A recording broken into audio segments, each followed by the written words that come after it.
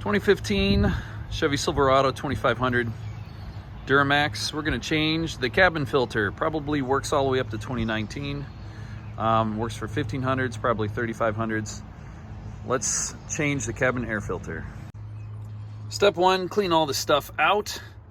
And what we're going to do is we're going to get a T15 Torx. We've got some screws that we need to get out. Where is it? I can't. There we go. There's one here. There's one there. And there's two others that are a little bit harder to find, but we'll take a look at those and I'll show you those in a second. In case you're wondering, this is the T15 Torx, and different than your regular screwdriver. So we'll get started. This one, we'll get the other ones next. All right, I got those two out. You can see on either side. The next ones, we gotta go down here. There's one of them. This T15 right there. There's another one right there. And I think I think it's just those two. So let's get those two out next. After you get those 4 screws out, just give it a tug. And here we are. So back behind this honeycomb thing is our air filter. So what we need to do is we need to pop off this tab right here. Pop off this tab right here. And let's go ahead and do that right now. Let's just pop this tab off. That one's a little harder to get your fingers on. There we go.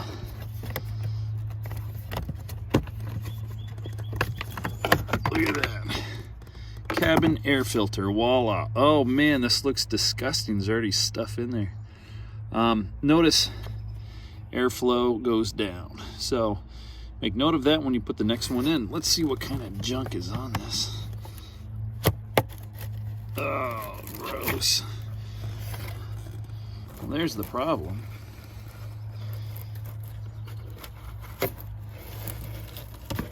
Oh, all right. That's why we get a new one. Okie doke. All right, I slid the new one back in place, easy peasy. We're gonna put that little latch back on, just FYI. Here is, I got this on Amazon. I think it was like $8, which, sure, that sounds great. CP 809. I actually searched for CF11 809, but perfect fit. Make sure airflow pointing down. Let's get our little latch thingy here. Here's our little latch thingy. So we're gonna put the bottom pieces, align them, and then push forward on the top, and it should snap in place. All right, next, when we put this thing back in, notice we got an alignment pin here, an alignment pin there.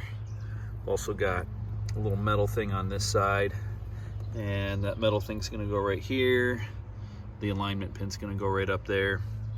So we put this in, put in the Torx, we're good to go, easy peasy.